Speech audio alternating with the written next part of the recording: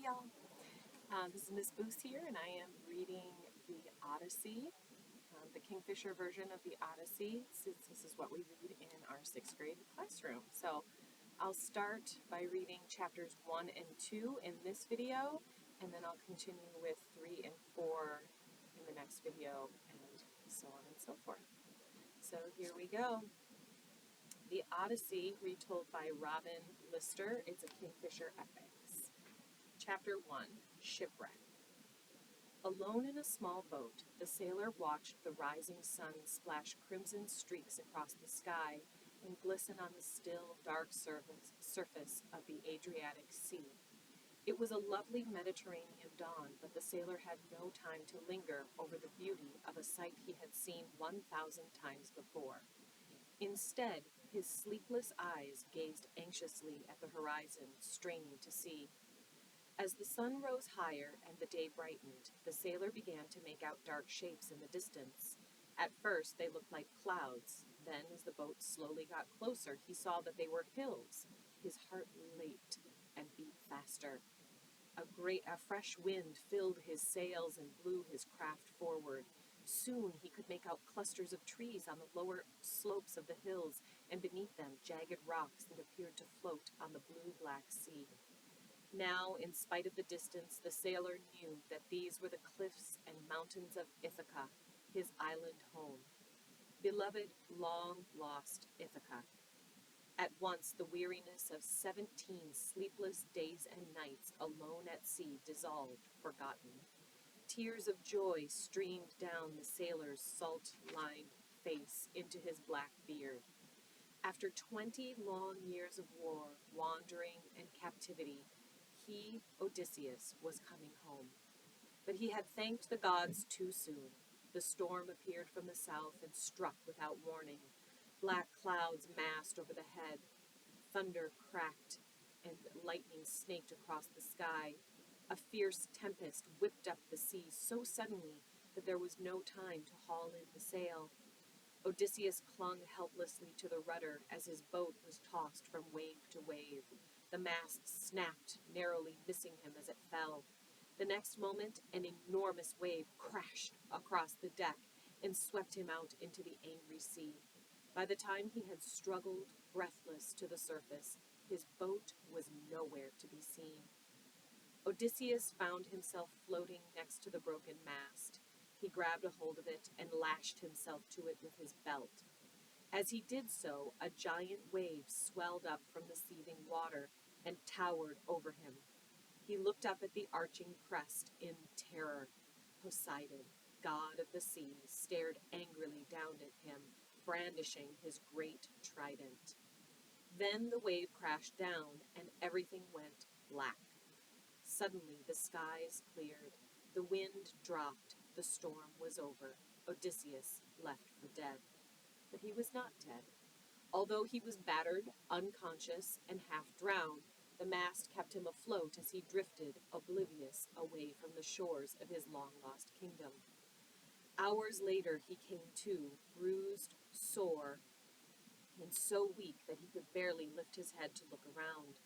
In every direction, the sea stretched off empty to the horizon. He was completely lost. Just when it seemed that his prayers had been answered and Ithaca was in sight, fate had played its cruelest trick. The gods would have been much kinder to have let him die years ago, hundreds of miles from home. Overcome with grief, he buried his face in his arms. Great sobs of despair welled up from his heart. He did not see the seagull settle on his mast and change into the shape of a beautiful woman. It was the sea nymph, Ino. Odysseus looked up, astonished, when she spoke to him in a voice half human, half divine. Poor Odysseus, what have you done to make Poseidon so angry? You may have survived the storm, but without my help, you will drift around and around under the scorching sun until you wish you had never been born. Your only hope of reaching land alive is to swim with the currents. I will give you an enchanted scarf that will protect you and keep you afloat when you are too tired to swim. As soon as you reach the shore, you must throw it back into the sea. The sea nymph slipped the scarf from her waist and gently tied it around Odysseus. Then, changing back into a seagull, she spread her wings and flew on her way. Odysseus gazed after her. Bitter experience had taught him to trust no one, especially the gods. Perhaps Poseidon had sent her to trick him, but he had little choice. If he clung to the mast, he would surely drift to a slow, agonizing death under the burning sun. The salt water had shrunk his belt, making it difficult to untie. He worked at it patiently until it came loose. Then he stripped off his clothes, fastened the sea nymph's scarf firmly back around his waist, and began swimming. For 2 days and 2 nights he swam with the currents. Often he had to rest, letting the current carry him along. At last, at dawn on the 3rd day, he came in sight of land. It was late afternoon before he finally dragged himself to shore, faint with exhaustion. He lay for a long time on the smooth pebbles, unable to move. When he found the strength to look around, he saw that the beach was in a small inlet where a stream flowed out into the sea. He carefully untied Eno's scarf and dropped it into the clear running water, and then he knelt down and began drinking from the stream. As he drank, he began to shiver. Night was falling fast, and he had to find shelter quickly. If he stayed on the beach naked and exposed, he might not survive the night. He climbed up from the beach, keeping close to the bank of the stream until he came to a dense coppice. There he found 2 bushy olive trees that had grown into one another to form a natural shelter. Gathering up armfuls of leaves, he spread them on the ground for comfort and warmth. Then he collapsed into his makeshift bed with the soothing song of the stream in his ears, and he sank into a deep sleep. Chapter 2. Nausicaa. Odysseus was dreaming. It was a nightmare that he knew very well. He was back in the wooden horse with his comrades, Menelaus, Diomedes, and the rest of them. They were sick with fear, dry-mouthed, shivering, and drenched in sweat, just as they had been in reality when the Trojans dragged the great horse across the plain from the Greek camp to their lovely city. Only in the nightmare, instead of dragging the horse into Troy as the Greeks had intended, the Trojans hauled it up onto the cliffs and pushed it over the edge. Then it was falling, it seemed forever, down onto the rocks below. Odysseus cried out in terror. He awoke suddenly in a cold sweat. For a moment he thought another nightmare had begun. Everywhere he looked, he saw eyes staring at him, and he froze like an animal startled in its lair. As his own eyes adjusted to the dim light, he was amazed to see a group of young women peering into his shelter. Before he could move, they turned and ran off through the trees, all except for one.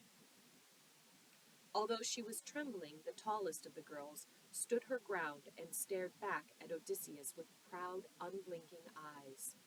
The girl watched Odysseus crawl out of his shelter and stand before her like some wild amphibian creature. He was naked, his unkempt hair and beard bedraggled and encrusted like his skin with salt, seaweed, and dead leaves. The girl was radiantly beautiful. The 2 of them stared at one another in amazement before Odysseus spoke. "Are you a vision, or are you real? You must be a princess or even a goddess. You remind me of Artemis the huntress, daughter of mighty Zeus. Are those young women who ran away with the nymphs who keep you company?" The girl smiled at this idea as Odysseus continued.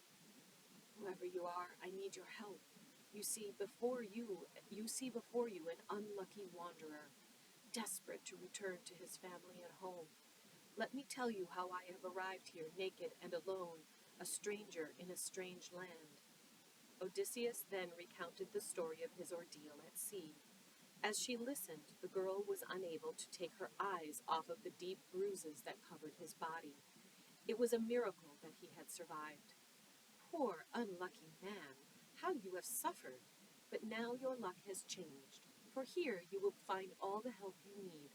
I am Nausicaa. This land is Phaeacia. And my father, Alcinous, is the king. Come, she said, stretching out a lovely hand. We must find you some clothes and something to eat. Then I'll take you to my father's palace. And taking him gently by the hand, Nausicaa led Odysseus out of the woods. The young women were waiting nervously at the edge of the coppice. At the sight of Odysseus, they moved back again. What a sorry group you are, Nausicaa laughed, tossing back her mane of black hair. Anyone would think you've never seen a man before. Once they were sure that Odysseus was indeed a man and not some savage beast or spirit of the woods, the young women began laughing at themselves too. Nausicaa told one of them to fetch him some clothes from the laundry wagon that stood by the stream, while she herself prepared a meal. The girls' half-eaten picnic lay in the shade of the ancient olive tree, exactly where they had left it, when they heard the strange cry from the coppice. Meanwhile, Odysseus plunged into the clear stream and washed the brine and grime off his skin and hair. When he was clean, he dried himself in the sun and rubbed olive oil into his chapped, bruised skin. Then he wrapped himself in a white and purple tunic that Arete, Nausicaa's mother, had woven. The girls were astonished to see the terrifying savage transformed into the godlike creature who now sat beneath the olive tree by the water. They watched, fascinated, as he ate and drank slowly and delicately, in spite of his ravenous hunger. This man is close to the gods, thought Nausicaa. With a man like this, I would gladly share my life. Odysseus sensed that he was being watched and looked up to see the young princess staring at him. She blushed at the thought that he might be reading her mind, and he quickly looked away, not wanting to embarrass her.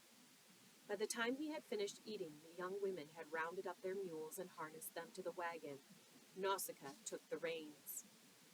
"Noble stranger," she called to Odysseus, "it's time to go now. Walk with us, and I'll take you to my father's palace." The girls laughed and sang as they climbed up through the meadows toward the town. They often glanced at the stranger in their midst. They could not help it, but Odysseus did not notice.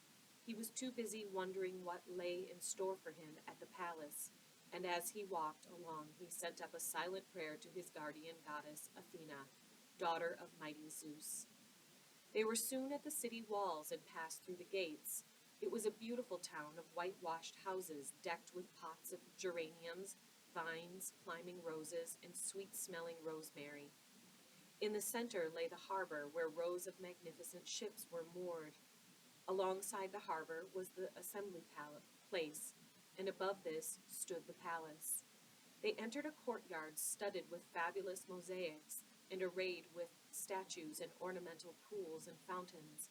On either side of the courtyard were sumptuous gardens full of herbs, fruits, and flowers, dominated by great cedars of Lebanon. It was a glorious sight. Odysseus looked around with admiration as he followed the princess to the golden doors of the palace itself. Now Nausicaa and Odysseus continued on alone. They climbed the steps between fierce-faced gold and silver watchdogs that reminded Odysseus of three-headed Cerberus, the wicked dog that guards the gates of Hades. At the top of the steps he took a deep breath and then followed Nausicaa across the bronze threshold into the great hall.